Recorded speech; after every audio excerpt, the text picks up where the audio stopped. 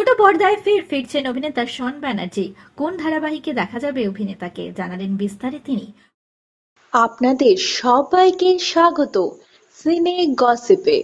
বন্ধুরা, দীর্ঘ 2 বছর পর আবারও ছোট পর্দায় দেখা যাবে শনকে অভিনয় করতে। 2022 সালে শেষ হয়েছিল মন ফাগুন, তারপর লম্বা বিরতি। অভিনেতাকে দেখা যায়নি কোনো ধারাবাহিকে অভিনয় করতে। অবশেষে স্বপ্ন পূরণ হচ্ছে তার।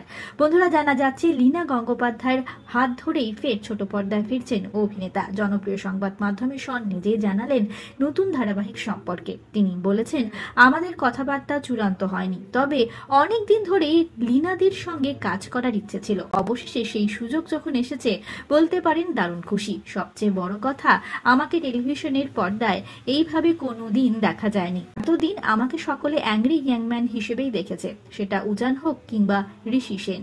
তবে এবার ছক ভাঙব, জানালেন অভিনেতা শন নিজেই। নতুন সিরিয়ালটি কি রোমান্টিক হতে চলেছে?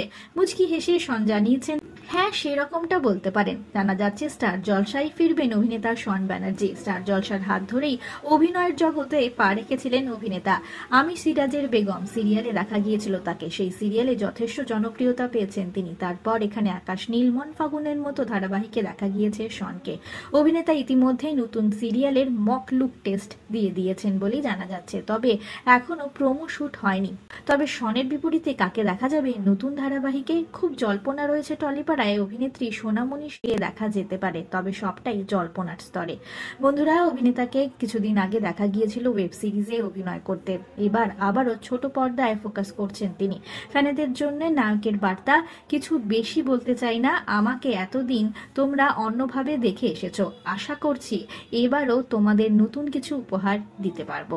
বন্ধুরা, আর মাত্র কিছুদিনের অপেক্ষার, তারপরেই অভিনেতা শন ব্যানার্জি নতুন চমক নিয়ে আসছেন স্টার জলসার পর্দায়। বিনোদন জগতের আরো অনেক খবর নিয়ে আসছি আপনাদের কাছে, জুড়ে থাকুন আমাদের সঙ্গে।